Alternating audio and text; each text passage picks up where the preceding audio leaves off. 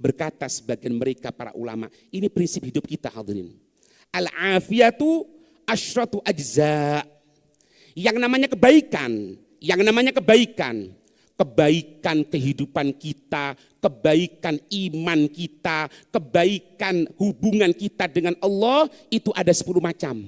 Ada 10 macam katanya ulama. Kulluha fit taghafuli. Semuanya 10 tadi itu intinya, jangan pernah memperdulikan omongan orang-orang yang akan menjauhkan kita dari Allah dan Rasul.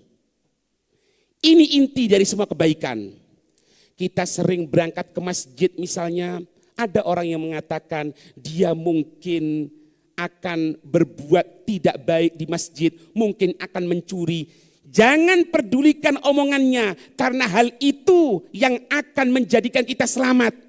Kalau kita pedulikan omongannya, maka kita yang rutin berangkat ke masjid justru akan meninggalkan untuk berangkat ke masjid karena omongan manusia. Mengatur rumah tangga, istri kita menggunakan jilbab dengan sempurna, anak kita menggunakan jilbab dengan sempurna. Kita larang untuk hadir di tempat yang di situ ada campur laki perempuan. Kemudian ada omongan, itu terlalu fanatik, itu terlalu melampaui batas, itu membatasi kesenangan atau mungkin membatasi hak asasi sang istri, hak asasi sang anak.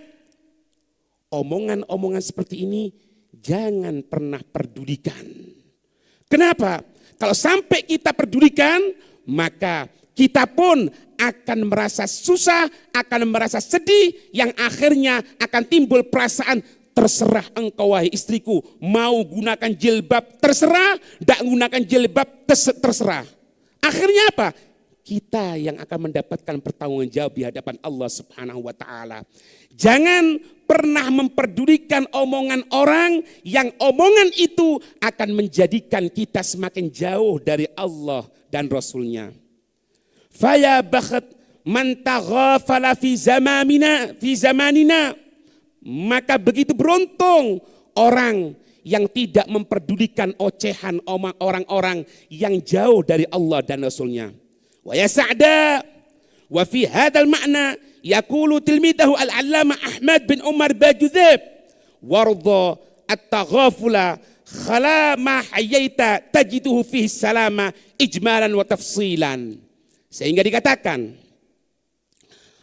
orang yang kehidupan dunianya ini hanya fokusnya kepada Allah dan Rasul, dan hanya fokus kepada orang-orang yang bisa menyampaikan dia kepada Allah dan Rasul. Orang yang seperti ini, maka dia akan mendapatkan keselamatan. Keselamatan secara total, keselamatan dunianya, keselamatan akhiratnya, semuanya didapatkan karena satu tujuan, yaitu untuk sampai ke hadrat Allah, untuk sampai ke hadrat Nabi Muhammad sallallahu alaihi wasallam. Tapi kalau kita ikuti omongan mereka, bukan tambah ilmu yang kita dapatkan, tapi justru kita semakin jauh dari Allah dan Rasulnya.